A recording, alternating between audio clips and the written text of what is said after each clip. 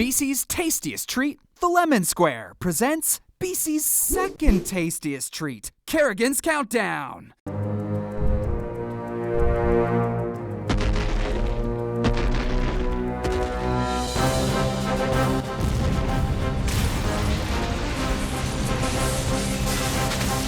And I think we should all be concerned that, somebody's trying to subvert our democratic process. Good evening, Newsers. BC's Premier Christy Clark throws politics aside in favor of truth, justice, and the American way, of shooting your mouth off before all the facts are in. In a live Facebook interview with the Vancouver Sun newspaper, Clark accused the N.D.P. of criminal activity by way of illegally obtaining private information from the BC Liberals website. But hacking into websites with malicious intent is against the law. Now, they haven't exactly admitted that that's what they've done. Well, that didn't sit well with N.D.P. leader, what's his name? No, seriously, what's his name?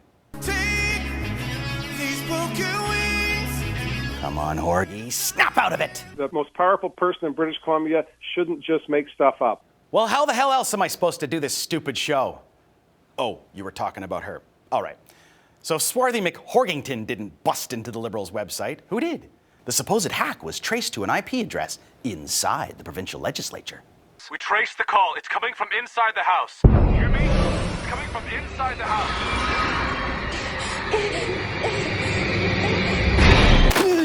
Jeez, that gets me every time. We know that someone with very strong technical knowledge, someone with malicious intent, hacked the BC Liberal website. Strong technical knowledge, malicious intent? Of course, sounds like the work of democracy's greatest foe. From the murky depths of the dark web, Vicky Huntington. Vicky Huntington, a.k.a. Aunt Vicky, a.k.a. the Hacker Queen. Interpol's most wanted, the CIA's most feared. Julian Assange says her cyber skills are so scary, they turn my hair white. I am not Vladimir Putin. I am not the Russian K.G.B. or whatever they are now. Please, Aunt Vicky, your cover story as independent MLA for South Delta is starting to look very thin. The noose is tightening, yes? Much like sensible scarf you're wearing around neck. Tell us, what did you find sneaking around in party database with firewall and much encoding? We had been searching through the Liberal website to look at their donor list. Everybody looks at their donor list. That's what you do. And whilst doing that, with a click of the mouse, we found this other information. Okay, what? So Team WikiLeaks clicks on a link, and the next thing you know, our premier is accusing the opposition of criminal activity over some readily available donor information? Sheesh, you gotta eat some crow on that one, Christy. Face the music. Or in this case, face nothing. At a press conference to clean up this mess, she phones it in. Here's the legislative press gallery, hunkered around a creaky bookcase, throwing questions at a greasy office speakerphone.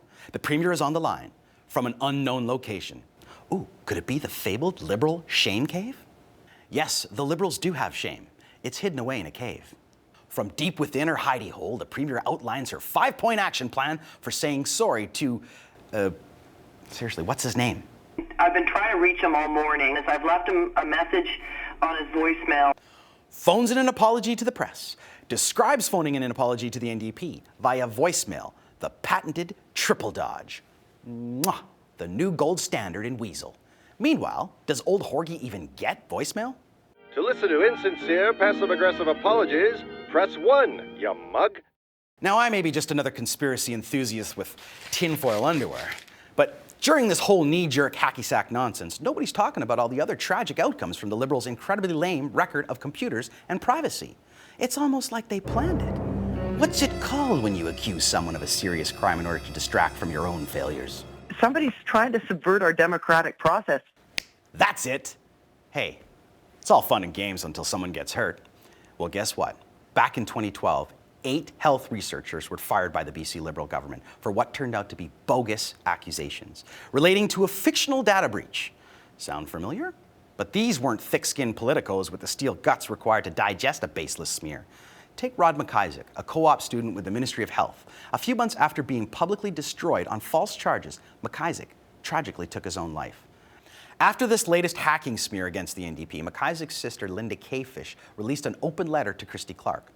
Again, you go making false accusations about fictional data breaches. You and your government simply don't care how serious your slanders are or whose lives you might ruin. You continue to make irresponsible and damaging accusations. BC's ombudsperson Jay Chalk is still investigating the 2012 firings that resulted in McIsaac's suicide. A report is promised before the provincial elections in May. Chalk may want to chisel up a backup version of his data. Maybe there's a little room left on the walls of the Liberal shame cave. That's it for the countdown. I'm John Kerrigan.